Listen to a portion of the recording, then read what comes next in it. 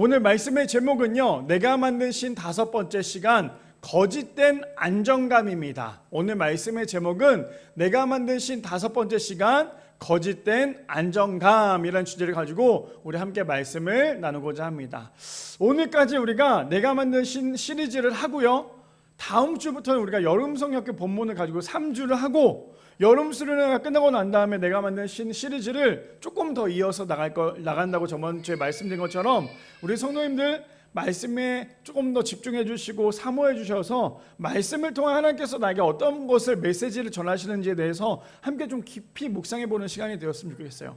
제가 지금 말하면서도 아마 우리 성도님들 눈치를 채웠을 텐데, 오늘따라 목사님 왜 이렇게 발음이 안 될까라고 생각을 하실 수도 있는데, 오늘 발음이 안 되는 이유가 어젯밤에 저희가 박스를 좀 구하기 위해서 농협에 갔다가 그 떡이 엄청 싸게 팔더라고요. 한 팩이 1,000원에 팔길래 제가 또 너무나 좋아하는 떡이 있어서 그 떡을 샀어요. 사가지고 집에 와서 너무 맛있게 먹고 있다가 그 떡을 씹어야 되는데 제 혀를 씹었어요. 그래서 지금 혀가 많이 부어가지고 혹시 제 발음이 세더라도, 혹시 조금 발음이 안 좋더라도 은혜로 잘 들으실 수 있는 우리 미랄의 성도님들 되시기를 축복합니다. 날씨가 많이 더워졌어요. 그리고 많이 더워지면서 함께 오는 게 지금 뭐예요? 비가 많이 오고 있어요. 지금 여기저기 지역마다 많은 비 피해가 있다고 하죠. 매년마다 지금 비 피해가 있고 있는데, 우리 성도님들 비 피해 당하지 않도록 잘 준비하시고, 무엇보다 또 지금 이 비가 정말 필요한 땅에는 이 비가 필요하지만 그렇지 않은 이 비가 또 다른 집에서는 많이 침수도 되고 있으니까요, 이 비가 정말 필요한 곳에 뿌려질 수 있도록 함께 기도할 수 있는 우리 모두가 되었으면 합니다. 아시겠죠? 그래서 자, 오늘 말씀의 제목 들어가기 전에요, 제임스 사이어 기독교 작가님이세요. 이렇게 말씀하셨습니다. 하나님 편에 설 때 좌절이 확신으로, 긴장감이 안도로, 적대감이 평화로 변하게 된다.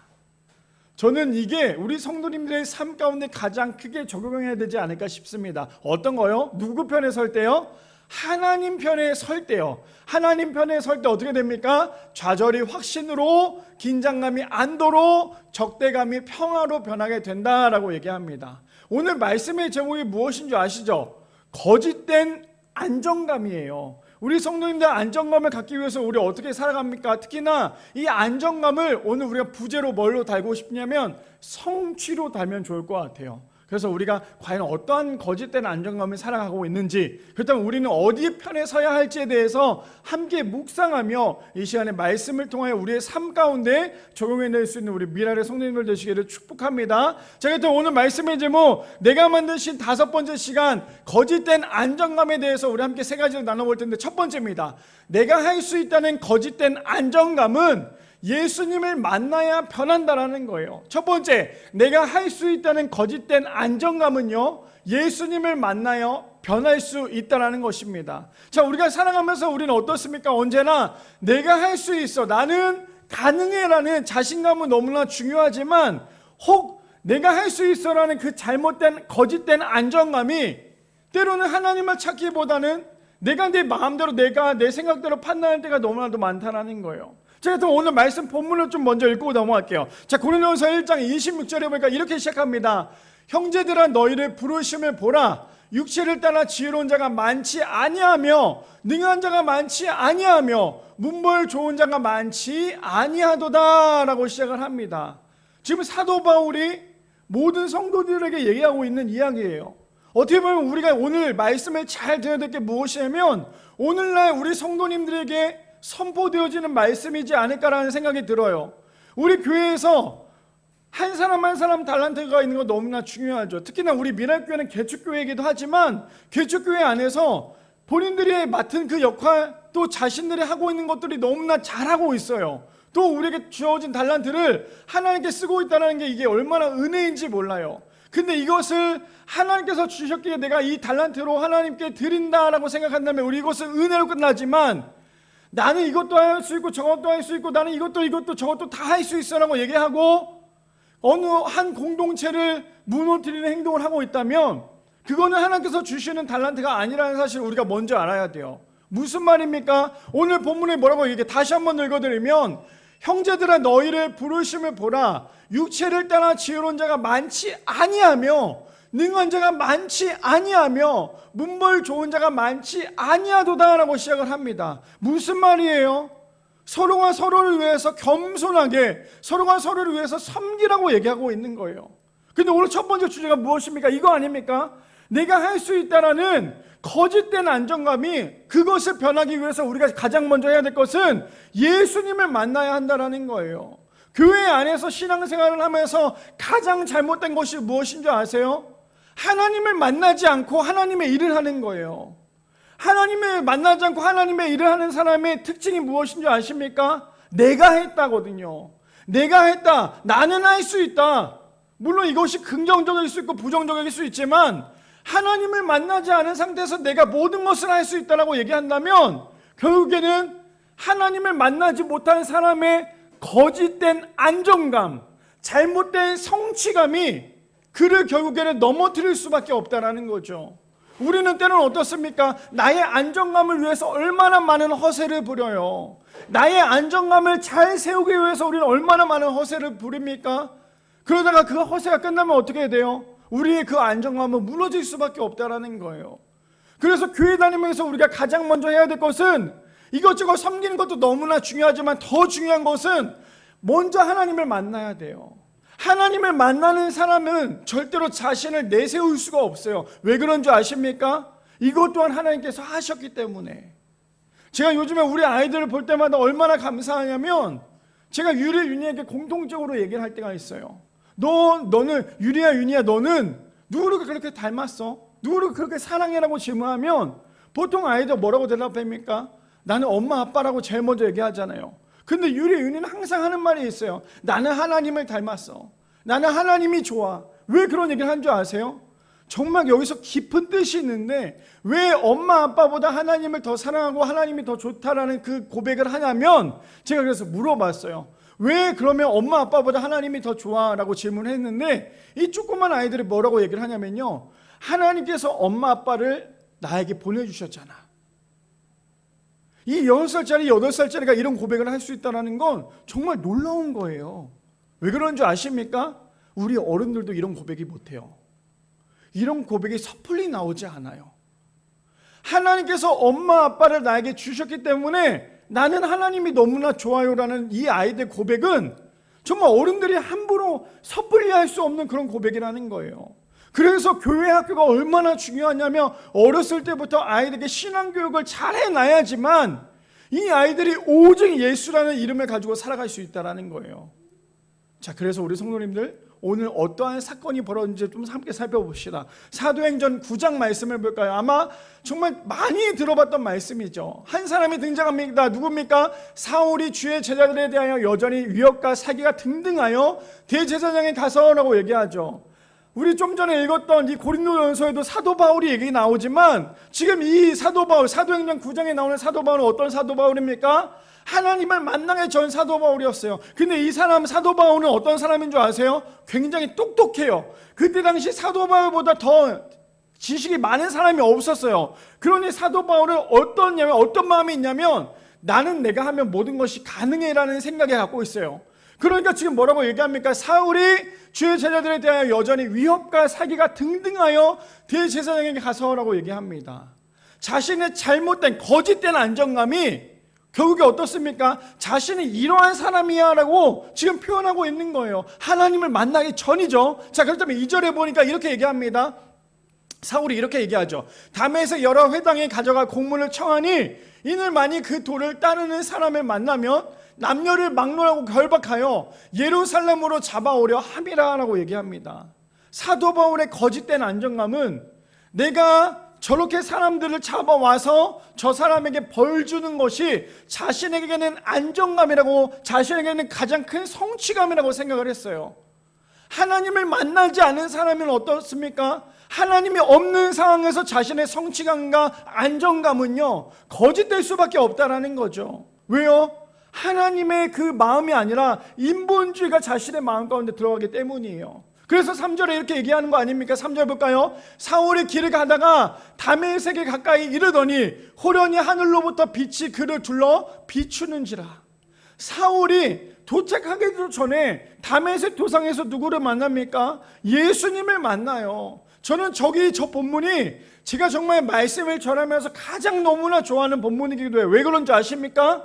아마 여기 앉아 계신 성도님들도 마찬가지일 거예요. 다 모두 다 저렇게 만나지 않았습니까? 하나님을 우리는 처음부터 하나님을 온전히 만난 것보다 거의 대부분 방황하다가 하나님을 욕하다가 예수님을 욕하다가 부인하다가 그 다음에 예수님을 만나는 것이 우리의 모습이지 않습니까? 저도 그랬거든요.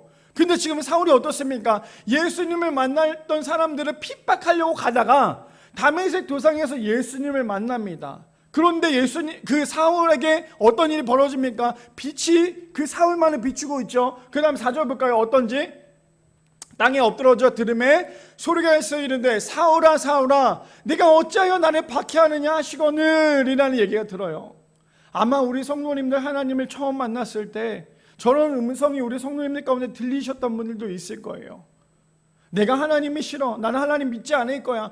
아무리 하나님 부인해도요 하나님이 안 계시지가 않아요. 하나님 계시기 때문에 하나님은 우리가 죽는 그날까지 끝까지 하나님은 우리 옆에 계셔요. 근데 우리가 뭘 하면 됩니까? 하나님을 찾기만 하면 돼요.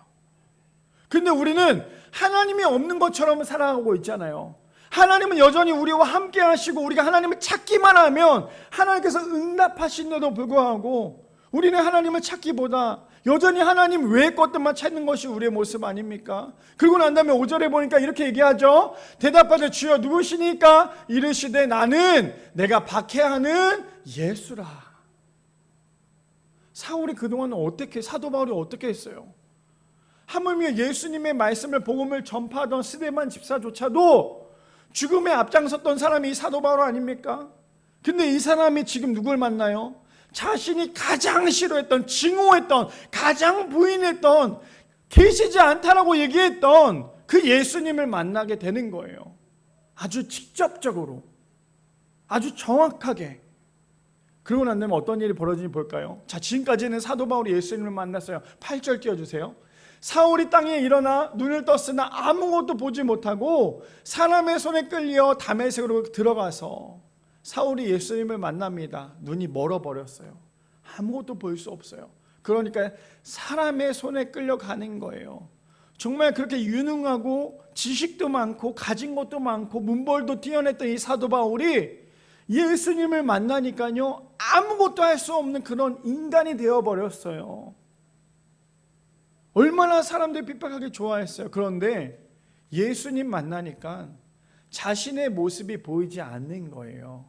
그러면서 9절 볼까요? 사흘 동안 보지도 못하고 먹지도 마시지도 아니하는지라. 얼마나 하나님께서 사도 바울을 사랑했던지, 사도 바울이 하나님을 만날 수 있도록, 하나님만 볼 수 있도록 사도 바울의 힘을 완전히 빼버렸어요. 먹지도 보지도 못하게 했어요.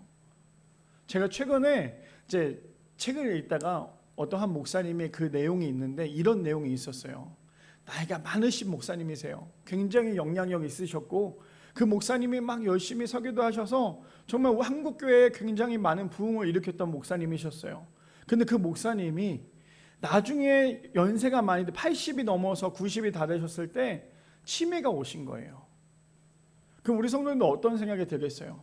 아니 저 목사님은 그렇게 하나님 사랑한다고 하고 그렇게 말씀 잘 전했으면서 치매 걸린다고 마지막에 정말 저게 올바른 걸까? 아마 우리는 인간적인 생각이라면 그런 생각 들지 않겠습니까? 목사님인데.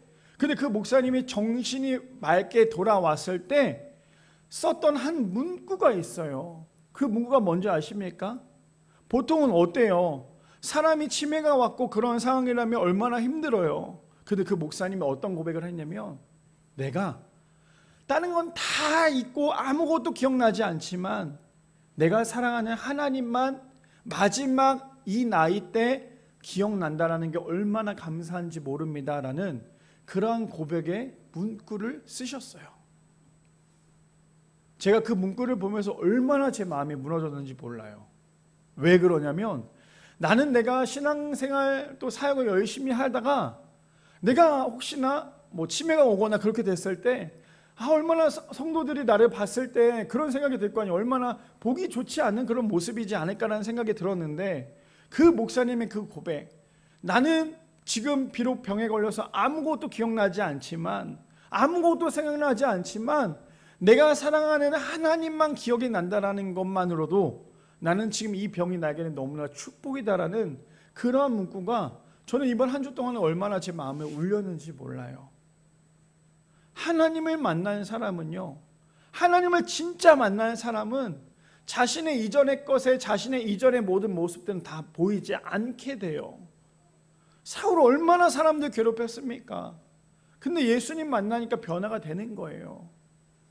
우리 그런 거 있죠. 사람은 절대 변하지, 맞아요. 사람은요 진짜 안 변해요. 사역을 하면서 계속 말썽 부리는 성도들은 계속 말썽을 부려요. 변하지 않아요. 근데 그분들이 어느 순간부터 조금씩 변화되는 모습을 보게 돼요. 그때가 언제인 줄 아십니까? 예수님을 만났을 때. 예수님을 만나면요, 하물며 살인자도 변화가 되는 거예요. 왜요? 예수님은 그런 능력이 있으시잖아요. 지금 사울이 그런 변화 아니었습니까? 자신이 그동안에 나는 내가 할 수 있어라는 그러한 거짓된 안정감이 있었는데 예수님을 만나니까요, 그는 완전히 변해버리는 거예요. 어떻게 변하는지 보시잖아. 어떻게 되는지 볼까요? 17절 말씀해 보니까요, 아나니아가 떠나 그 집을 들어가서 그에게 안수하여 이르되 형제 사울아, 주고 내가 오는 길에서 나타나셔서 예수께서 나를 보내어 너로 다시 보게 하시고 성령으로 충만하게 하신다 하니라고 얘기해요. 얼마나 저 아나니아는 얼마나 하기 싫은 줄 아시죠? 우리가 본문 다 띄워주지 않았지만 왜요? 사도 바울이 그동안에 얼마나 예수님을 만났던 사람들 핍박했습니까? 근데 예수님께서 뭐라고 말씀하세요? 아나니아에게 아니야, 네가 가서 사울에게 안수를 줘. 왜? 사울은 앞으로 내가 쓸 가장 귀한 그릇이기 때문이야. 그러니 아나니아가 어쩔 수 없었지만 그대로 순종하는 마음으로 가서 사울에게 안수를 합니다. 그때 어떤 일이 벌어졌는지 볼까요? 18절에 보니까요, 즉시 사울이 눈에서 비늘 같은 것이 벗어져 다시 보게 된지라 일어나 세례를 받고. 사울은, 사도 바울은 아무것도 볼 수 없었잖아요. 근데 안수를 받자마자 눈에 비닐이 벗겨지고는 앞이 보이기 시작합니다. 근데 너무나 커다란 은혜가 뭔지 아세요? 그 전에 사도 바울이 봤던 그 세상은 예수님을 만났던 사람들을 핍박하는 그러한 세상이었다면 이번에 예수님을 만나고 난 다음에 자신이 보는 그 세상은요, 예수님만 전해야겠다라는 그러한 세상으로 변해버린 거예요. 전에는 어때요? 예수님을 만나는 사람을 핍박하는 것이 자신의 세상이었다면 예수님을 만나니까요, 예수님만 전해야겠다라는 그런 세상으로 변한 거예요. 그러니까 어떻게 되는지 볼까요? 19절 말씀해 보니까요, 음식을 먹으며 강건하여 지니라. 사울이 다메섹에 있는 제자들과 함께 며칠 있을세. 20절이요. 즉시로 각 회당에서 예수가 하나님의 아들이심을 전파하니. 저는 저 말씀 읽을 때마다, 저번에도 한번 말씀드렸지만 매번 반복되는 말이 있어요. 사개오도 사도 바울도 예수님을 만나면 그들이 한 행동이 뭔지 아십니까? 즉시 급히예요. 하나님을 만나는 사람은 맞아, 내가 하나님 만났지, 그냥 머물러 있지 않고요, 바로 그대로 행동을 하는 거예요. 왜요? 내가 하나님 만났는데 너무 좋잖아요. 내가 하나님 만났는데 너무 좋은데 그 너무 좋은 거 그냥 나 혼자 있을 수 없잖아요. 너무 자랑하고 싶잖아요. 제가 저희 첫째 딸 유리를 낳았을 때 너무 기뻤어요. 너무 기뻐서 저는 그때 사역하고 있었는데 막 이 아이를 너무 자랑하고 싶으니까 핸드폰 사진, 아마 부모님들, 모든 부모님들 다 공감하시겠지만 핸드폰 사진을 일부러 제일 크게 띄워놔요. 그 다음에 돌아다니면서 집사님 볼 때마다 이렇게 계속 보여줘요. 내 딸이라고. 왜 그런지 아십니까? 자랑하고 싶잖아요. 내가 너무 사랑하니까.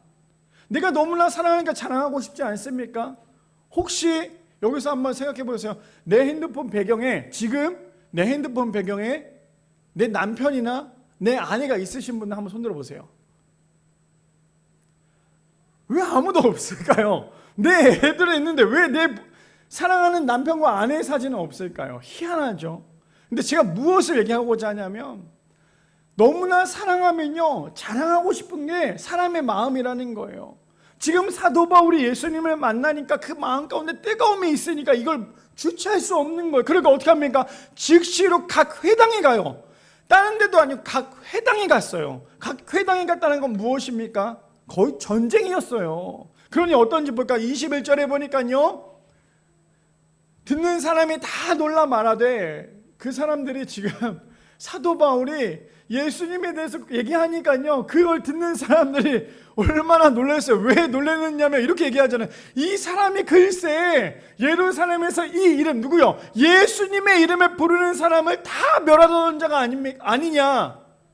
이 사람도 놀란 거예요. 그 사람들도 왜 놀래요? 분명히 사도 바울이 우리 동네 온대. 그 사람이 우리 동네 오면 예수님 믿는 사람들 완전 다 뒤집어 놓는데 이거 진짜 큰일 난 거 아니야? 그렇게 생각을 했었는데 그가 갑자기 예수님 믿는 사람을 뒤집어 놓으려고 한 게 아니라 자신이 뒤집어져서 갑자기 예수님을 믿으라고 예수님에 대해서 막 복음을 전파하고 있으니 지금 그걸 듣고 있는 사람들이 얼마나 놀라겠어요. 그러니까 22절에 볼까요? 사울이 힘을 더 얻어 예수를 그리스도라 증언하여 다메섹에 사는 유대인들을 당혹하게 하니라 라고 얘기하고 있어요. 오늘 첫 번째 주제가 무엇입니까? 내가 할 수 있다, 내가 하면 된다 라는 거짓된 안정감이, 그것을 변화하기 위해서는 예수님을 반드시 만나야지만 자신이 변화된다라는 거예요. 우리 성도님들 다 안정감 속에 살고 싶잖아요. 저도 안정감 속에 살고 싶거든요. 때로는 내가 안정감 속에 살고 싶어서 때로는 없는 말도 지어서 말하는 것이 우리의 모습 아닙니까? 그러니 예수님을 만나야지만 진정한 안정감을 누릴 수 있는 거예요. 사도 바울의 잘못된 성취가 무엇이었어요? 예수님을 만난 사람, 예수님을 전하는 사람을 멸하려고 했던 것이 자신의 커다란 성취, 잘못된 성취였지만 예수님을 만나고 나니까 자신의 성취가 바뀌었어요. 어떻게 해요? 내가 예수님을 전해야겠다 라는 그 성취로 이 사도 바울이 살아간 거 아닙니까? 바라기는 우리 미랄의 성도님들 거짓된 안정감에 속지 않기를 소망합니다.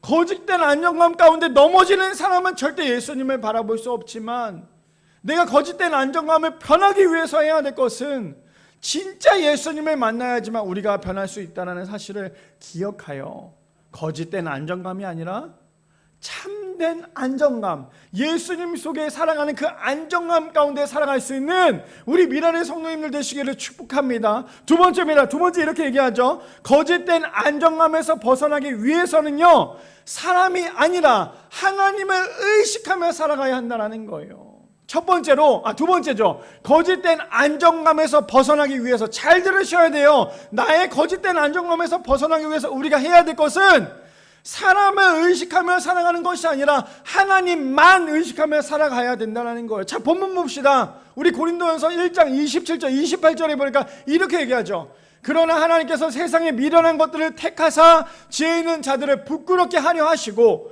세상에 약한 것들을 택하사 강한 것들을 부끄럽게 하려 하시며 28절이요. 하나님께서 세상에 천한 것들과 멸시받는 것들과 없는 것들을 택하사 있는 것들을 폐하려 하시나니 라고 얘기해요. 언제나 사람을 의식하며 살아가는 사람은요, 그 의식 때문에 하나님을 제대로 바라보지 못해요.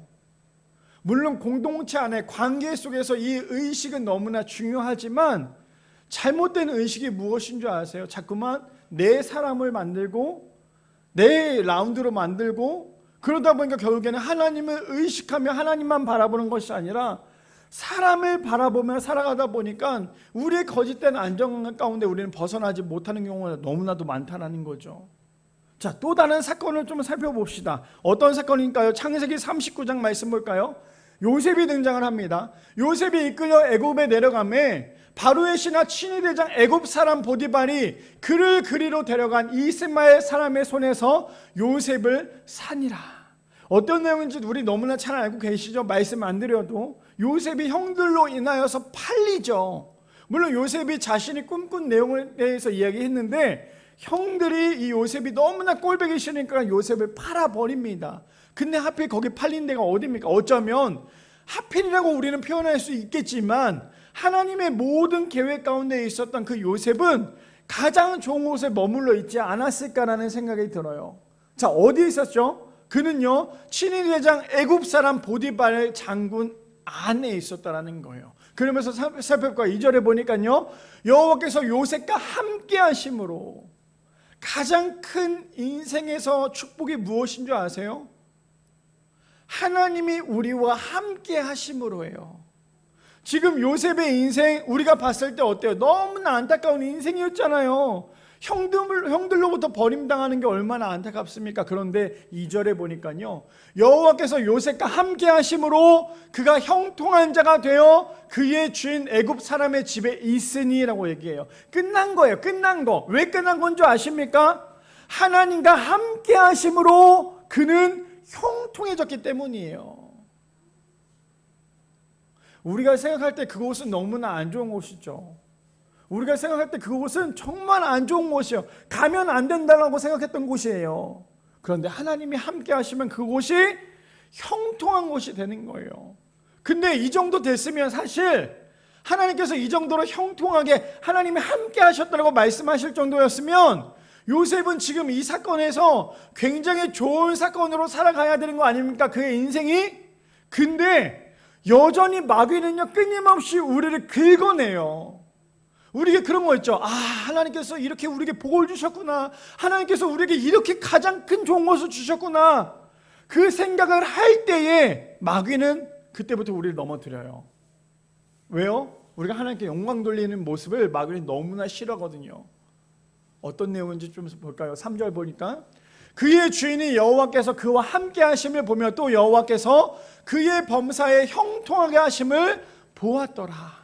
너무나 감사한 거, 그 주인도요, 요셉이 어떤 사람인지를 알고 있었어요. 그러니까 맡긴 거 아닙니까? 4절에 보니까요, 요셉이 그의 주인에게 은혜를 입어 섬김에 그가 요셉을 가정 총무로 삼고 자기의 소유를 다 그의 손에 의탁하니 라고 얘기해요.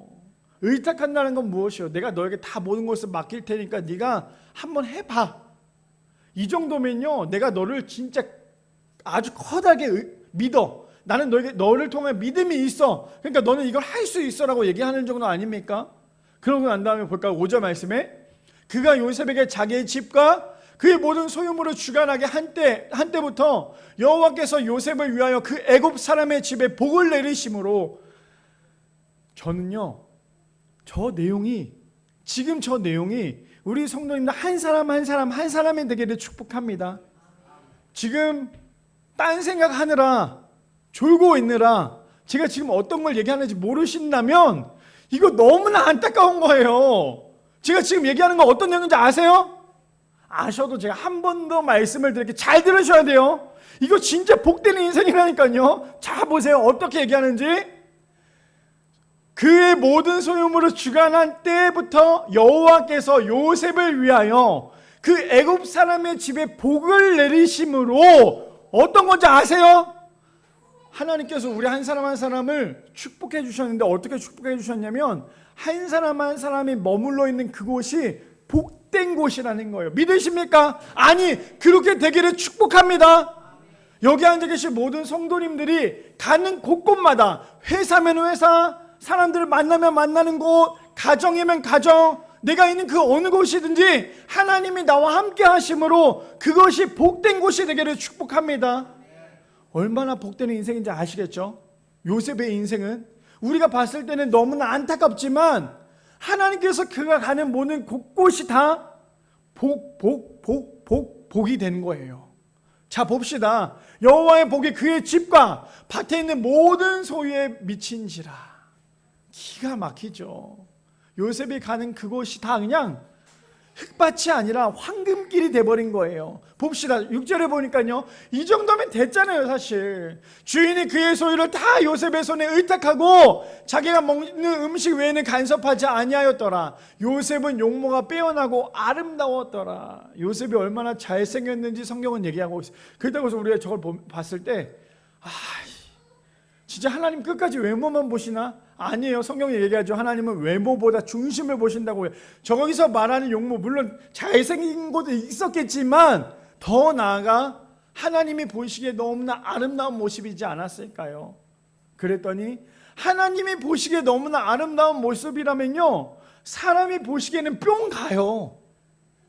하나님이 보시기에 우리 모습 한 사람 한 사람이 너무나 이쁘고 너무나 멋지면요, 그냥 사람이 봤을 때 그냥 뿅 가는 거예요. 어떻게 뿅 가는지 한번 볼까요? 7절에 보니까요, 그 후에 그의 주인이 아내가 요셉에게 눈짓하다가 동침하기를 청하니. 지금까지 참 좋게 잘 갔는데 이제 마귀가 사람을 넘어뜨리려고 준비를 합니다. 하필 권력이 센 그의 아내가 요셉을 넘어뜨리려고 계속해서 유혹을 하죠. 근데 8절에 보니까요, 요셉이 거절하며 자기 주인의 아내에게 이르되, 이제 얘기하는 거예요. 그 아내에게 잘 들어봐. 어떻게 내가 얘기하는지. 내 주인이 집안의 모든 소유를 간섭하지 아니하고 다 내 손에 의탁하였으므로. 9절이요. 이 집에는 나보다 큰 이가 없으며 주인이 아무것도 내게 금하지 아니하였어도 금한 것은 뭐래요? 당신뿐이니다 라고 얘기하고 있어요. 그 사람이 누구예요? 아내인 거예요. 아내. 아무리 다 맡겨놨어도요, 주인의 것을 절대 탐내서는 안 되는 거예요. 당신은 그의 아내임이라. 그런지 내가 어찌 큰 악을 행하여, 기가 막힌 건 여기 나와요. 하나님께 죄를 지으리까. 우리가 두 번째 주제가 무엇이었습니까? 이거 아닙니까? 거짓된 안정감에서 벗어나기 위해서는 사람이 아니라 하나님을 의식하며 살아가야 돼요. 저는 저 말씀을 읽을 때마다 엄청난 찔림이 있거든요. 왜 그런 줄 아세요? 하나님을 의식하면 절대로 할 수 없는 행동인데, 사람을 의식하면요, 자꾸만 거기에 넘어지는 게 저의 모습이더라는 거예요. 지금 아마 요셉이 하나님을 의식하지 않았으면요, 그의 아내와 동침 한 번만 하면 이 요셉의 인생은 정말 폈을 거예요.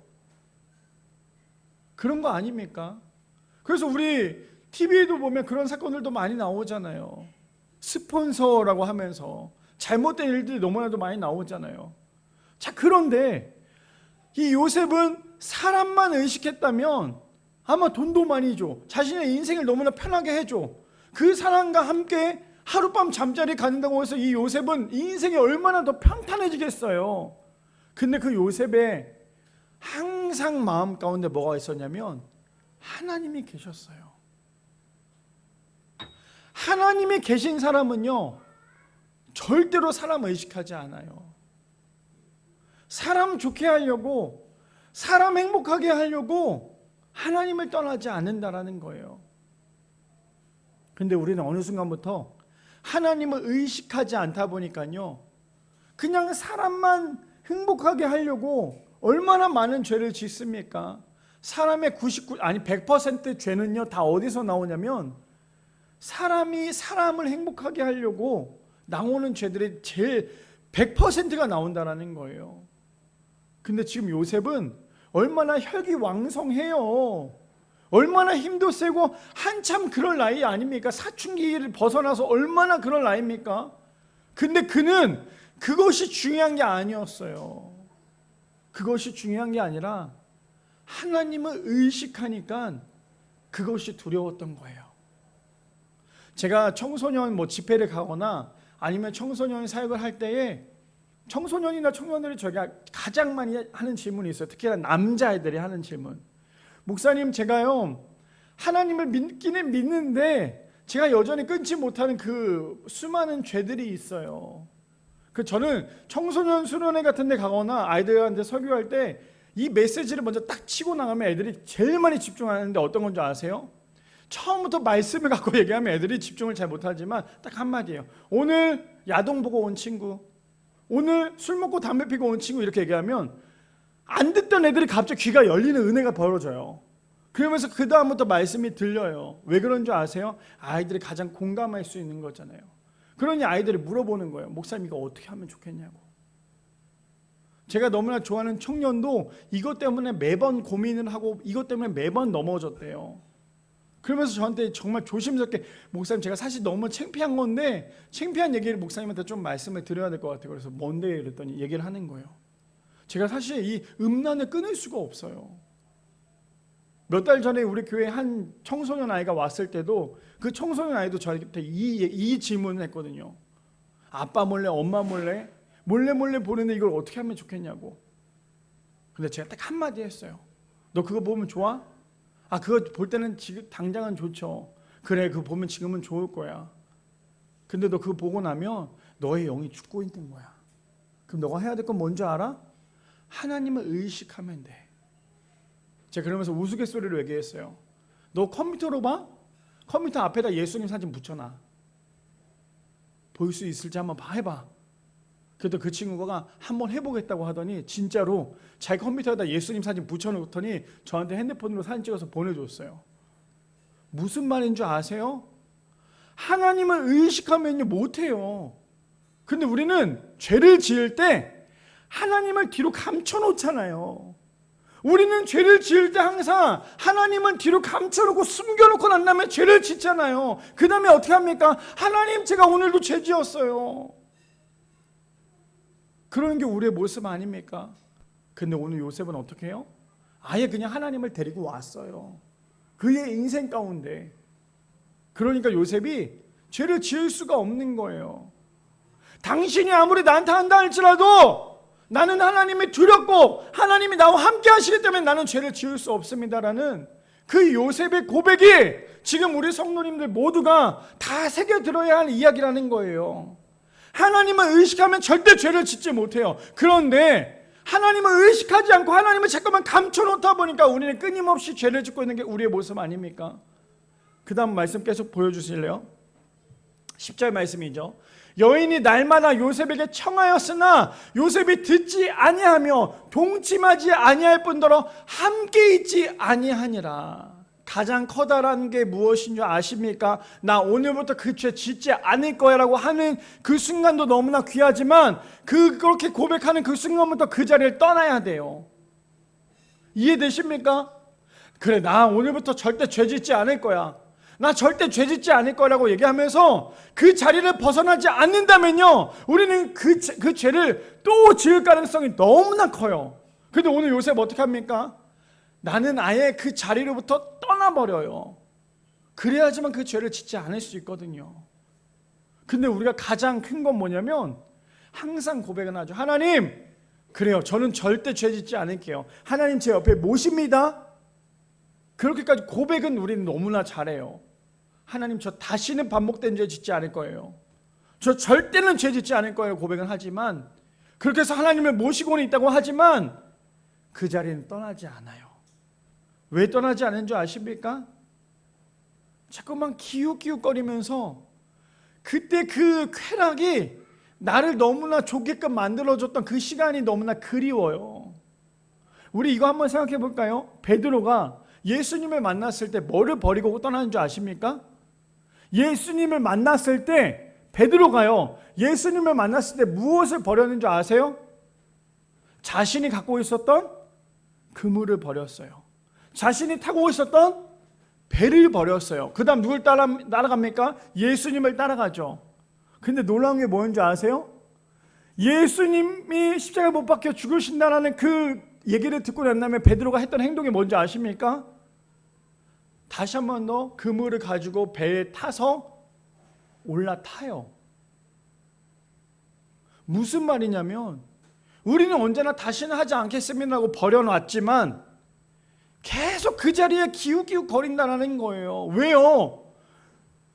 그때 그 시간을 잊지 못하고 있거든요. 그 아시죠? 마약 한 번 하는 사람 절대 마약 못 끊는데요. 한 번만 마약 맞은 사람이요, 우리 그런 거 있죠. 한 번 맞으면 뭐 안 하면 되지. 그게 아니라 한 번 맞은 사람이 그 마약 한 번 맞은 것 때문에 치료받고 끊어야 되는 시간이 무려 6개월 이상이래요. 왜 그런지 아십니까? 한 번 맞았을 때 그 쾌락과 그 시간이 절대 잊혀지지가 않는데요. 그게 우리에게 무엇입니까? 죄 아닙니까? 오늘 두 번째 주제가 이거 아니었어요? 거짓된 안정감에서 벗어나기 위해서는 사람을 의식하는 것이 아니라 하나님을 의식해야 돼요. 그 사람이 뭔데요? 내 주변에 있는 사람일 수도 있지만 때로는 내 자신이 될 수도 있다는 거예요. 그러면서 제가 생각하기 들었던 게 뭐냐면 우리 교회가 이제 여름 사역을 준비하고 있고 함께 신앙생활을 하고 있고 어느덧 3년 차가 됐어요. 됐을 때 요즘 들어서 제가 기도하면서 참 그런 생각이 많이 들어요. 우리 성도님들도 좀 힘들겠구나. 저도 때마다 계속 번아웃이 오거든요. 계속 올 때마다 어떤 생각이 드냐면 하나님, 이 우리 미라교를 붙잡고 가야 되는데 저도 또한 번아웃이 올 때가 있습니다. 우리 성도님들 얼마나 힘들까요? 근데 그 생각이 드는 거예요. 어떤 생각이냐면 예수님이 이 땅 가운데 오셨을 때 어떤 마음으로 오셨습니까? 섬기는 마음으로 오셨어요. 그렇죠? 섬김으로 예수님께서 이 땅 가운데 오셨다면 우리가 예수님을 닮겠다라고 생각을 하고 예수님을 의식한다면 우리가 해야 될 것은 섬김을 받아서는 안 돼요. 섬겨야 하는 거예요. 왜 교회들이 많이 무너진 줄 아십니까? 제가 왜 이 이야기를 하냐면 최근에 이 이야기를 저번 주 우리 제가 학교 목사님들 오셨을 때 이런저런 얘기를 했는데 너무 많은 얘기를 듣다가 너무나 안타까운 얘기를 들어서 그래요. 어떤 내용이냐면 우리처럼 같은 개척교회예요. 개척교회인데 그 교회도 너무나 힘들대요. 근데 우리보다 인원이 더 많은데 인원이 한 명 한 명 부흥할 때마다 그 목사님이 자꾸만 고민되는 게 하나 있대요. 그게 뭐냐면 케어되지 않는 성도들 때문에 너무나 힘들다라는 거예요. 교회는 우리 성도님들은 물론 아무도 안 그래요. 절대 그렇지 않죠. 왜요? 저도 그걸 싫어하지만 우리 성도님들은 또 그런 것도 싫어하실 거라고 생각하기 때문에 또 서로 너무나 섬겨줘요. 근데 그 교회는 어떤 교회냐면 정말 너무 우리 교회보다 더 사랑이 넘치고 친하대요. 근데 어느 순간부터 서로가 섬기기보다 자꾸만 섬김 대우를 받으려고 한다는 거예요. 자꾸만 대우를 받으려고 하고 자꾸만 이 사람을 시키고 저 사람을 시키고 저 사람을 시키고 내가 나이를 좀 많으니까 젊은 사람을 시키고 계속 이러다 보니까 그 목사님이 그 모습을 보고 있는 그동안 그 모습을 보면서 너무나 마음이 아파서 힘들더래요. 그렇다고 해서 저 사람한테 얘기도 할 수 없는 거예요. 그 사람한테 얘기했다 상처받으면 어떡하지라는 생각에. 근데 아시죠? 저는 얘기하는 거. 저는 얘기합니다. 혹시나 우리 그럴 리 없겠지만 정 집사님이 우리 예진 자매한테 갑질한다? 전 얘기합니다. 그러지 말라고. 죄송해요. 너무 그래서. 무슨 말이냐면 교회 하나 공동체는 자꾸 대우받으려고 하지 마세요. 교회에서 상처받는 가장 커다란 이유가 뭐라고요? 저를 봐서 그래요. 저를 봐서. 저를 보지 마세요. 여기 앉아 계신 분들 담임 목사님이 한 명이고 사역자가 한 명이어서 너무 담임 목사님이 좋아서 저만 보는 거 너무나 감사하지만 저만 보면 상처받아요. 저만 보면 하나님 떠나고요. 저를 보지 말고 제 뒤에 계신 하나님을 보세요. 교회 안에서도요. 자꾸만 사람을 대우받으려고 하고 자꾸만 사람을 보면요. 그 사람 때문에 넘어지지만 그 사람 뒤에 계신 성도들 뒤에 계신 하나님을 바라봐야지만 우리는 건강한 공동체로 갈 수 있다는 거예요. 제가 왜 갑자기 두 번째 주제 마지막에 이런 얘기를 하냐면 사람 보면 자꾸만 거짓된 안정감 때문에 넘어질 수밖에 없기 때문이에요. 바라기는 우리 미라의 성도님들 자꾸만 거짓된 안정감으로 인하여서 사람 바라보고 사람을 으쌰으쌰 해주는 것이 아니라 사람이 아니라 하나님만 바라볼 수 있는 우리 미라의 성도님들 되시기를 축복합니다. 마지막 세 번째입니다. 마지막 세 번째 이렇게 얘기하죠. 하나님의 말씀에 순종할 때 거짓된 안정감에서 은혜의 성취감을 경험할 수 있다라는 거예요. 마지막 세 번째, 하나님의 말씀에 순종할 때요 거짓된 안정감에서 은혜의 성취감을 경험할 수 있습니다. 오늘 본문 마지막 절 볼까요? 고린도전서 1장 29절에 보니까 이는 아무 육체도 하나님 앞에서 자랑하지 못하게 하려 하심이라. 하나님 앞에서 자랑할 수 있는 사람 아무도 없어요. 아무리 그가 대통령이라 할지라도 아무리 그가 장관이라 할지라도 하나님 앞에서 어떤 것도 자랑할 수 없어요. 오늘 이 사건을 보면 우리는 알 수 있습니다. 어떤 건지 살펴볼까요? 열왕기하 5장 1절에서 14절 말씀에 보니까 이렇게 시작합니다. 아람 왕의 군대 장관 나아만은, 그러면 오늘 누가 등장하죠? 나아만이 등장합니다. 나아만은 그의 주인 앞에서 크고 존귀한 자니 이는 여호와께서 전에 그에게 아람을 구원하게 하셨습니다. 그는 큰 용사이나 나병 환자더라. 나아만이 어떤 사람인지 우리가 보자면 그는 큰 용사지만 어떠한 약점이 있어요? 나병 환자였어요. 근데 지금부터 이 사람의 상황을 보면 어떤 건지 좀 살펴볼게요. 2절 볼까요? 전에 아람 사람이 떼를 지어 나가서 이스라엘 땅에서 어린 소녀 하나를 사로잡음에 그가 나아만의 아내에게 수종들냐. 또 누가 등장을 합니까? 어린 소녀가 등장을 합니다. 자, 우리가 상황을 봤을 때 만나는 모든 사람들마다 잘 생각해야 될 것은 하나님께서 이렇게 한 사람 한 사람 관계적으로 우리에게 붙여주시는구나, 이걸 좀 생각을 해야 돼요. 우리 정집사님 이제 다시 복귀해서 회사를 다니면서 또 다른 어느 또 부서를 갔는데 부서에서 또 많은 사람들을 만나요. 오늘 저에게 그런 얘기를, 목사님 저는 제가 진짜 잘하는 줄 알았는데 거기 있는 사람들이 너무나 잘해요. 근데 저는 그게 너무나 감사한 게, 그러면 우리 정 집사님이 배울 수 있는 게 더 많아지는 거예요. 자, 어떤 건지 계속 살펴볼게요. 3절에 한 소녀가 등장을 하죠. 그의 주인에게 이르되 우리 주인이 사마리아에 계신 선지자 앞에 계셨으면 좋았나이다. 그가 그 나병을 고치리이다 하는지라 라고 얘기해요. 자, 보세요. 지금 한 소녀가 뭐라고 얘기하냐면 이 나아만이 선지자를 만나면 좋겠습니다 라고 얘기해요. 선지자였어요. 선지자. 자, 볼게요. 4절 말씀. 나아만이 들어가서 그의 주인께 아뢰어 이르되 이스라엘 땅에서 온 소녀의 말이 이러하더이다 하니, 지금 왕에게 이런 고백을 하고 있는 거예요. 들었으니까요. 그러나 감사한 건 들었다는 게 너무나 감사하죠. 5절 말씀 볼까요? 아람 왕이 이르되 갈지어다. 이제 내가 이스라엘 왕에게 글을 보내리라 하더라. 나아만이 곧 떠날새 은 10달란트와 금 6,000개의 의복 10벌을 가지고 가서, 지금 재물을 가지고 갑니다. 갖고 가요. 누구에게요? 이스라엘 왕에게 가죠. 6절 말씀 볼까요? 이스라엘 왕에게 그 글을 전하니 일러스되 내가 내 신하 나아만을 당신에게 보내오니 이 글이 당신에게 이렇거든 당신은 그의 나병을 고쳐주소서 하였더라.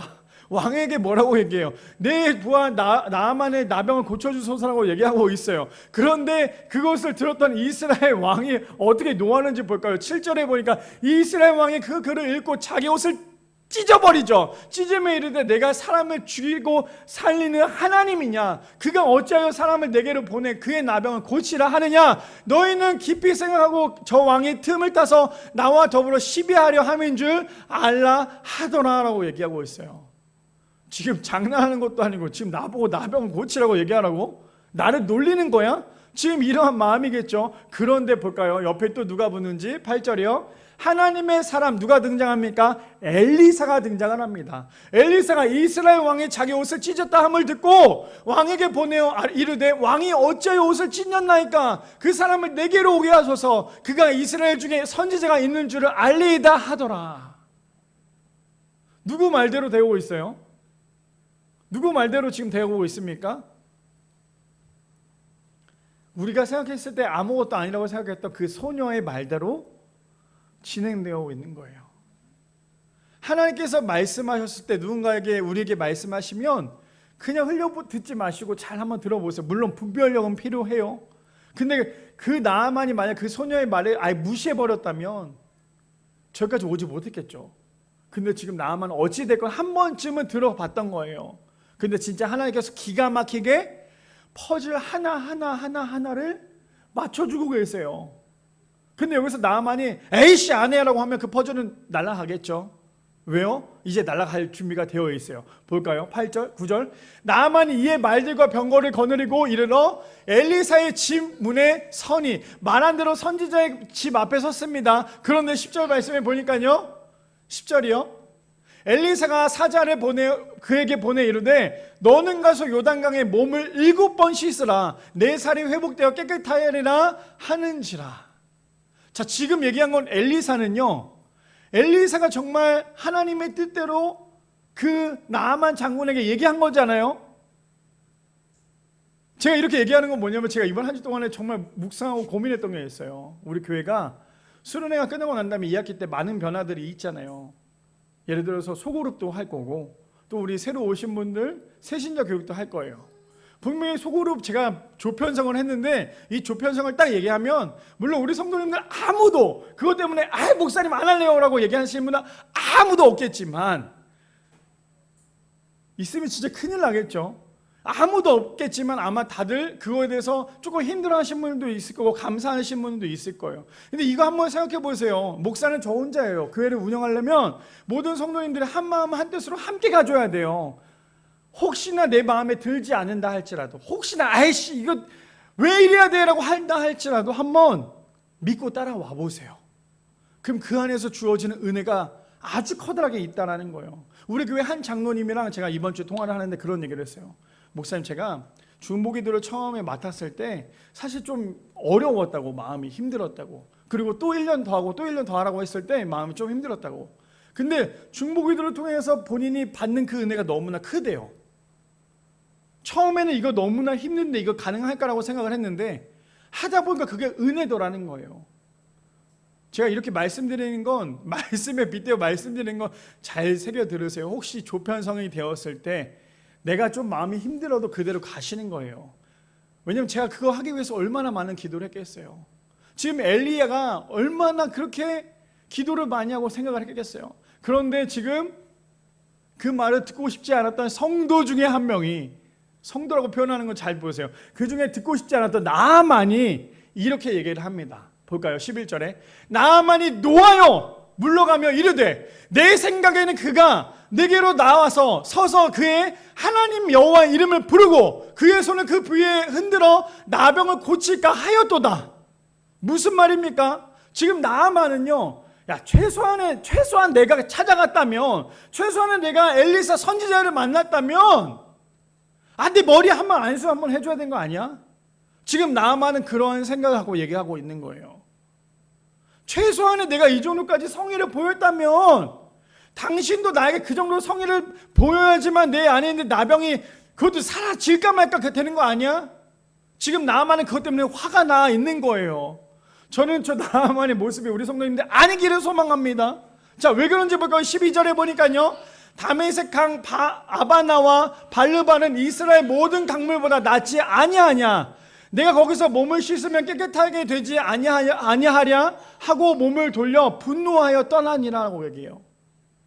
야, 내가 거기 물에 들어갈 바에 차라리 다른 깨끗한 물에 들어가는 게 훨씬 더 이득 아니야? 그러면서 지금 너무 분을 내면서 그곳을 떠나요. 그랬더니 어떤 내용인지 볼까요? 13절에 보니까요, 그래서 사람이 너무나 중요한 게 여기 또 나와요. 그의 종들이 나와서 말하여 이르되 내 아버지와 선지자가 당신에게 큰 일을 행하라 말하였다면 행하지 아니하리까? 하물며 당신에게 이르기를 씻어 깨끗하게 하라 함이니까 하니라고 얘기하고 있어요. 아니, 아무리 더 큰 걸 하라고 해도 당신은 하지 않겠습니까? 근데 겨우 물에 한번 들어갔다 나왔다 이거 7번 하라고 하는데 그게 그렇게 어렵습니까? 지금 그렇게 얘기하고 있는 거예요. 그래도 나아만은 그 이야기를 정말 고집불통이었으면요, 야, 됐어, 때려쳐 하고 갔으면 그는 죽을 때까지 나병 환자였겠죠. 근데 그나마 그 얘기를 들었어요. 그랬더니 어떠한 은혜가 벌어지니 볼까? 14절에 보니까요, 나아만이 이에 내려가서 하나님의 사람의 말대로 요단강에 7번 몸을 잠그니 그의 살이 어린 아이의 살같이 회복되어 깨끗하게 되었더라. 저는 저 기적을 오늘도 이 자리 가운데 벌어지기를 소망합니다. 기도할 때 의심하지 마세요. 믿음으로 기도하세요. 믿음으로 기도할 때 믿음으로 응답받을 줄 믿습니다. 오늘 나아만이 얼마나 정말 화가 났어요. 그런데 나아만은 그나마 계속 이야기는 들었어요. 그리고 진짜로 몸을 7번이나 빠뜨렸다 나왔더니 그의 몸이 변해버렸어요. 세 번째 이거 아니었습니까? 하나님의 말씀에 순종할 때에 거짓된 안정감에서 은혜의 성취감을 경험할 수 있다는 거예요. 바라기는 우리 미랄의 성도님들, 자꾸만 거짓된 안정감 때문에 내 위주로 살아가지 마시고 하나님의 말씀에 순종하여 거짓된 안정감에서 벗어나 하나님이 주시는 그 성취감대로 살아갈 수 있는, 그래서 내가 잘못 만들어낸 그것이 거짓된 안정감이라면 그곳에서 벗어날 수 있는 우리 미랄의 성도님들 되시기를 축복합니다.